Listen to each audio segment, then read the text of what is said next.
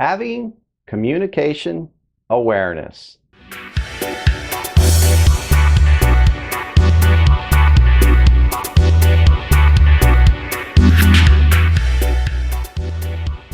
Hi everyone, Dennis Gilbert.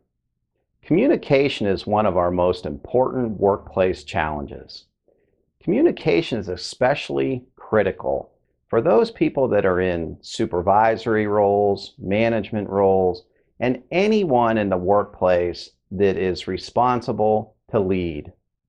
I often like to break communication down into 6 different factors that affect its effectiveness.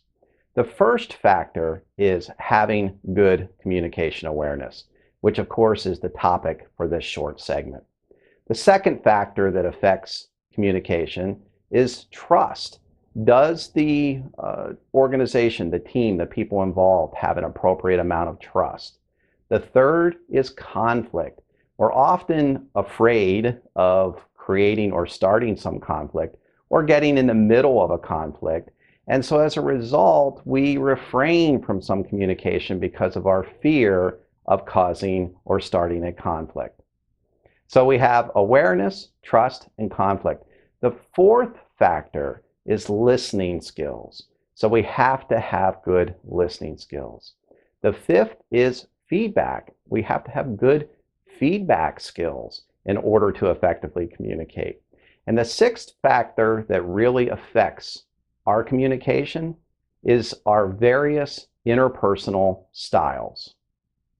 From my experience, one of the things that makes communication awareness so challenging for us is that it requires us to make multiple decisions. So we may have to consider things like who, what, when, where, why, and how. And because we have to make those decisions or choices, it takes a lot of energy, and it also involves some risk. Anytime we have to make a choice or a decision, there is some risk involved in what the outcomes of that choice or decision will be. So often, consciously or subconsciously, we may avoid making choices or decisions or avoid having good, effective communication because we're worried about the risk. So let's take a look at some examples of decisions we may have to make along the way. Information analysis. What have I just read, heard, or noticed? There is a blip on my radar screen. Should I do something? What is the information? If I should send something, what should it be? Who should it go to?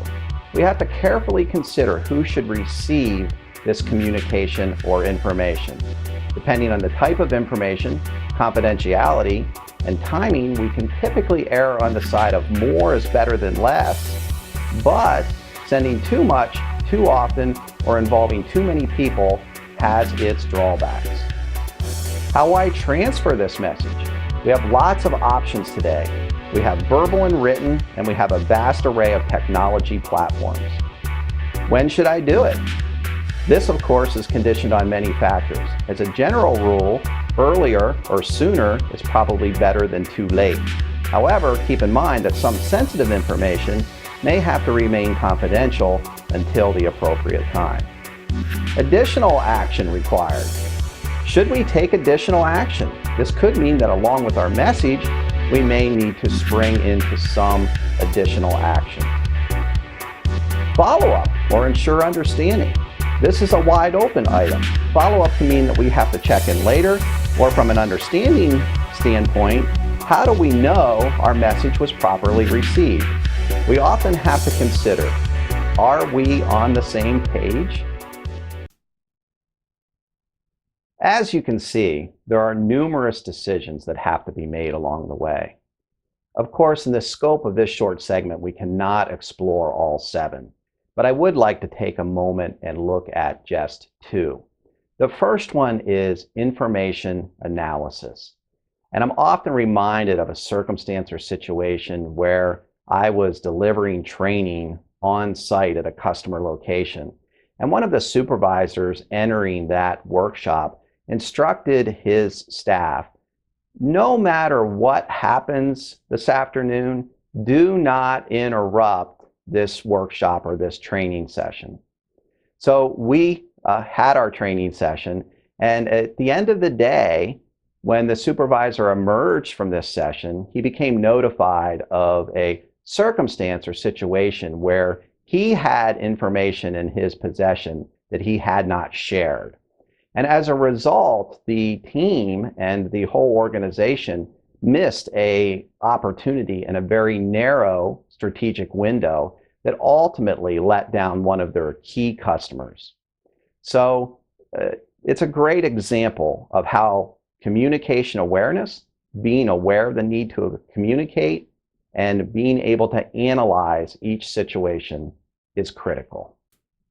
The second one is following up or ensuring the understanding. We often have to ask ourselves, are we on the same page? In supervisory roles, have we delivered the information with the proper hook or made it compelling enough to spring others into action or compliance? Communication is a challenging subject and one that we so often take for granted.